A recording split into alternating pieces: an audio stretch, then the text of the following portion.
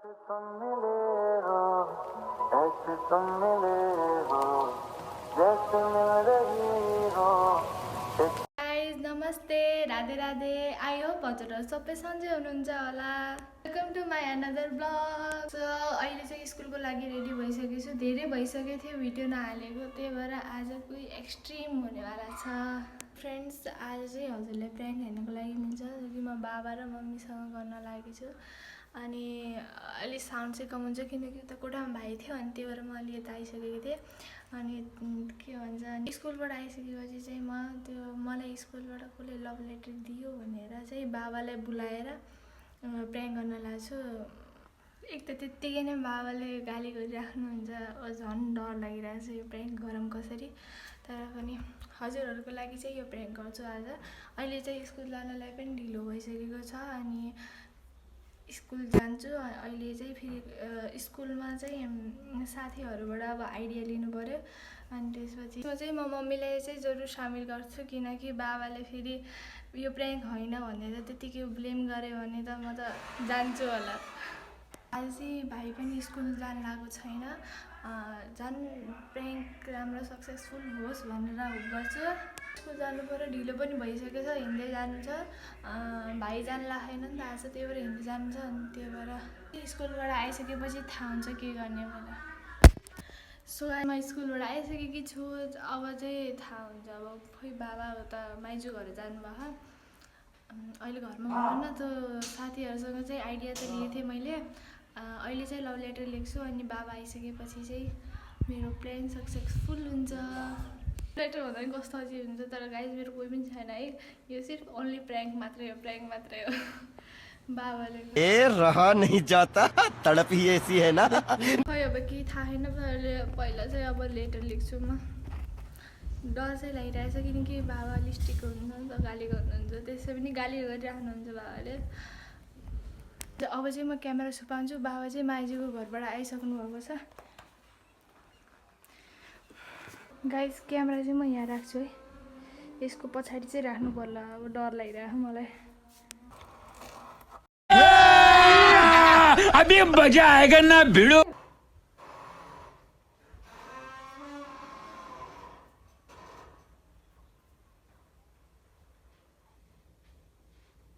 A few moments later.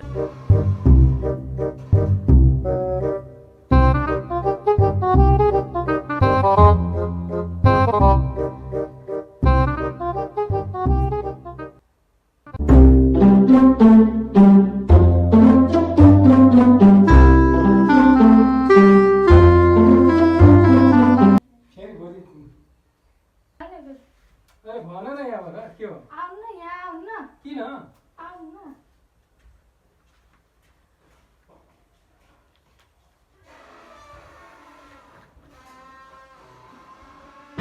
के हो? एउटा केटाले मलाई प्रपोज हानेको होइन। कसले? त्यहाँ नि के लिएर यहीँ उभिएर हेर्नु न त्यहाँ। हाई जीवनी,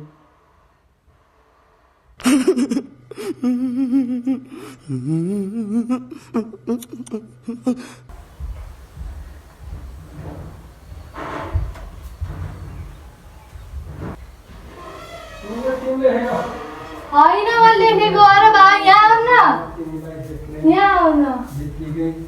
मैले कहाँ लेखेको छु? लेखेको छैन मैले त, एउटा केटाले दिएको भन्दैछु म तिमीलाई बिना बाँच्न सक्दैन, म तिमी बिना मरिहाल्छु।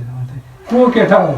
खै स्कुलमा त्यो एउटा केटाले दिएको थियो। थप्पड लगाइदियो न, यो राख यो लेटर। के गर्ने अब? कस्तो के गर्ने? जाने हो? यत्रो उमेरमा सल्लाह केटी भएर पनि के भयो भनेपछि एउटा केटाले उ गरेको के प्रपोज हानेको। के गर्ने? के गर्ने अब जा त्यसपछि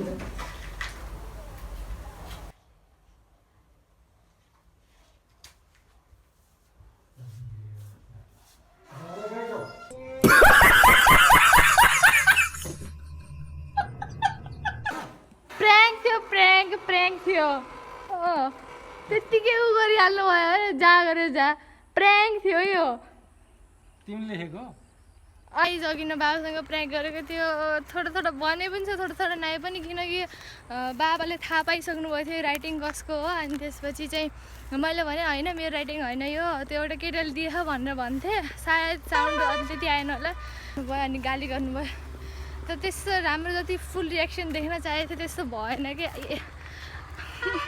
माइजू घर जाँदैछौँ माइजूले अब खाना खान आऊ भन्नुभएको थियो त्यतिको मम्मी र म जाँदैछौँ यो चाहिँ यहाँको चोक हो मैटवा चोक त भन्छ नि मम्मी गाइज मेरो मोबाइलको स्टोरेज फुल भइसकेको थियो अनि मम्मीको मोबाइल मागेर चाहिँ मम्मीको मोबाइलबाट भिडियो बनाउँदैछु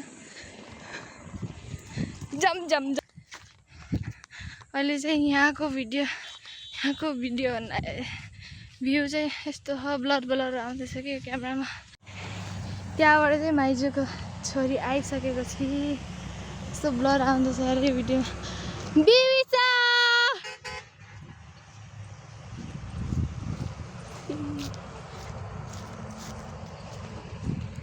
नानीको टिफिन हो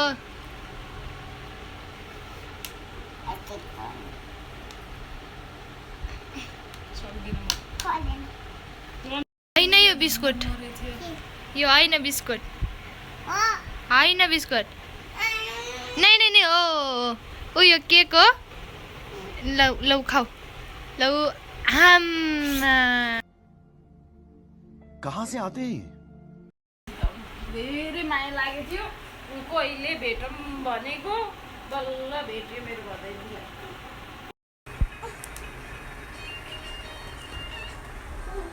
नाच राम्रो